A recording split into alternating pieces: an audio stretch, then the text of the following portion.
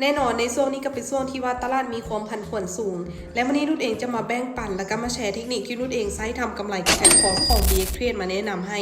บอกเลยว่าถ้าหากว่าเราใช้ควบคู่กับการบริหารถือนี้นะมันโคตรจึ้งเลยเดี๋ยวไปเบิ่งกันว่าจะเป็นเทคนิคตัวใดตื่นมาเข้าเทรดตอนเช้าก็บอกเลยเจอตลาดที่โคตรงามเลยทุกคนเทคนิคนี้บ่ได้มีอย่างซับซ้อนเลยก็คือการเทรดตามเทรนด์ขาขึ้นหรือเทรนด์ขาลงนั่นเองถ้าว่าเราเข้าตลาดมาแล้วเจอตลาดที่เป็นแหงซื้อแบบปิดแท่งเขียวต่อแท่งต่อเนื่องแบบนี้นะแม่นให้เฮาเข้าซื้อโหลดเนาะแม่นให้เฮาเทรดตามเทรนหาจังหวะในการเข้าซื้อไปโหลดบอกเลยว่าเทรดตามเทรนนี่เป็นเทคนิคที่ง่ายที่สุดแล้วทุกคนตามซื้อไปโหลดซึ่งออเดอร์นี้นุชเองมันก็ได้ตามที่ออเดอร์ซื้อไปอยู่ที่$17เนาะก็คือ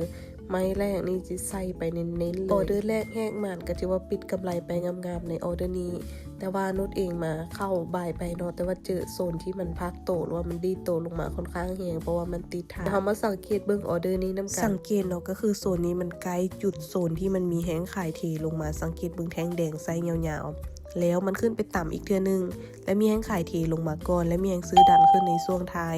ซึ่งในออเดอร์นี้นุชเองมันจะตามซื้อขึ้นไปเนาะเพราะว่าสังเกตเบิ่งเนาะปริมาณแห้งซื้อในโซนนี้นะค่อนข้างหลายถ้าหากว่าเฮาเลือกลิ้นในหน้าบ่ายมันเฮาจะได้เปรียบในการเทรดใน